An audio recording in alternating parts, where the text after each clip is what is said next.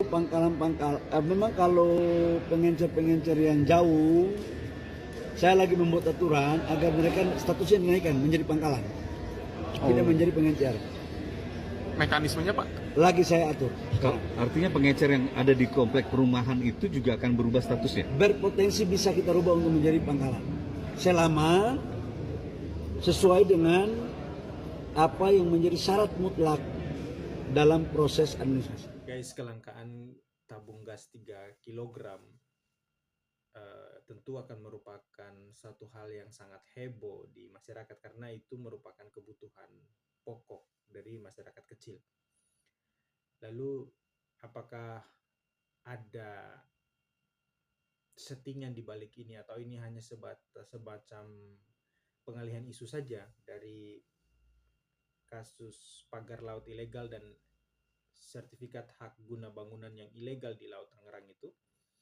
Ya, saya berpikir juga begitu. Ada beberapa indikator yang bisa menunjukkan bahwa kelangkaan ini sebenarnya sengaja diciptakan oleh pemerintah dan membuat semacam perhatian publik itu teralihkan. Ada beberapa indikator. Yang pertama, kebijakan yang diambil oleh Menteri Bahlil ini terkesan sangat mendadak. Dia tidak melakukan analisis atau uji coba dulu. Ya, dilakukan di tingkat kecamatan dulu. Kalau ternyata tidak ada antre, tidak ada gejolak sosial, baru kemudian dilakukan secara dinaikin lagi tingkatnya di tingkat kabupaten atau kemudian diberlakukan secara nasional. Kemarin waktu program makan siang gratis saja sempat dilakukan uji coba kan, itu. Kenapa yang ini tidak dilakukan uji coba dulu, langsung diberlakukan secara nasional? Ya, akibatnya terjadi gejolak sosial seperti saat ini. Yang mirisnya lagi, ada yang mengantri sampai meninggal dunia. Ya, dosa siapa ini? Yang jelas Menteri Bahlil harus bertanggung jawab. Ya, tentu publik juga berharap Pak Presiden Prabowo copot saja ini Menteri Bahlil.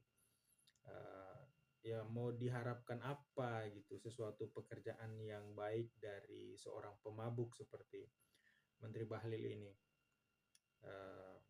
Lebih baik dicopot saja karena kinerjanya buruk baik dalam pemerintahan sebelumnya dan juga pemerintahan ini buruk juga kebijakan-kebijakannya.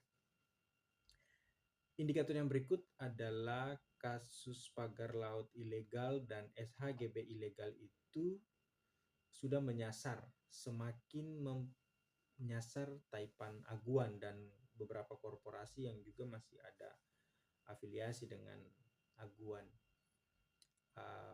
Artinya kalau semakin besar desakan publik terhadap penyelesaian pidana kasus pagar laut dan SHGB itu, maka tidak menutup kemungkinan si Aguan dan beberapa korporasi itu akan dipidana gitu. Masalahnya Pak Presiden Prabowo ini kan adalah orang yang tahu berterima kasih kepada orang-orang yang sudah berkontribusi nyata bagi pemenangan dia di Pilpres kemarin. Sehingga dia tidak mungkin menyakiti atau membuat menderita orang-orang yang sudah mendukung dia. Dan diduga Aguan dan beberapa korporasi ini berkontribusi dalam pemenangan Prabowo kemarin. Sehingga Prabowo agak kurang total gitu kalau misalnya mau mengusut perkara ini. Ya, meskipun secara teori demokrasi harusnya Presiden Prabowo berterima kasih kepada rakyat Indonesia yang sudah memilih dia. Jadi biar tidak semakin mengarahkan pandangan publik kepada Aguan dan korporasi itu, maka dibuatlah isu yang lain supaya Aguan tidak terlalu ditekan, dan mungkin perkara pagar laut dan SHGB ini akan istilahnya akan menguap begitu saja, akan hilang begitu saja. Indikator yang berikut adalah TNI AL ternyata tidak atau belum mencabut pagar laut itu secara total. yang totalnya kan 30 km. Nah, ternyata baru dicabut beberapa kilometer aja dengan berbagai alasan bahwa memang tidak ada anggaran, kemudian BBM terbatas, gitu, cuaca buruk dan lain sebagainya. Ya, pertanyaan publik, kalau memang itu kendala dari TNI AL, kenapa tidak saja memberikan mandat kepada masyarakat sekitar supaya mereka bisa mencabut secara swadaya?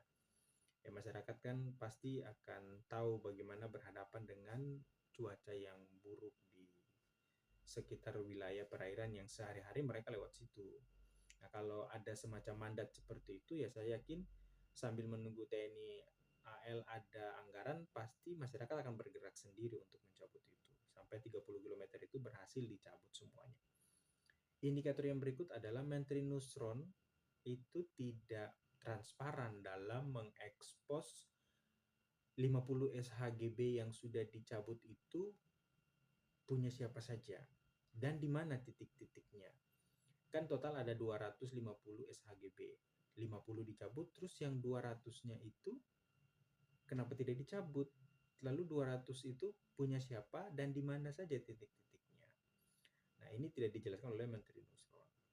Jadi paling tidak 4 indikator tadi menunjukkan bahwa isu atau kelangkaan tabung gas 3 kg saat ini merupakan intrik yang dipakai oleh pemerintah melalui Menteri Bahlil untuk mengalihkan isu dari pagar laut itu.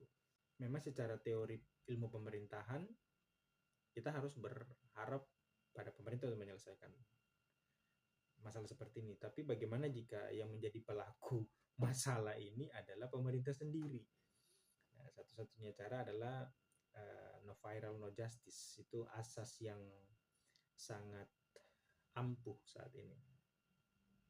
Yang berikut, kita tentu berharap Presiden Prabowo konsisten dengan janji kampanyenya kemarin. Jangan cuma bisa membuat lagu oke gas, tapi ternyata kelangkaan gas terjadi yang menyusahkan rakyat yang kemarin memilih Anda sendiri, Pak Prabowo. Kemudian Pak Prabowo harus tegas, copot saja menteri-menteri kadaluarsa yang merupakan titipan Jokowi, salah satunya si Bahlil ini, agar tidak menjadi duri dalam daging, tidak menjadi momok yang bisa mencoreng citra kepemimpinan Pak Presiden Prabowo.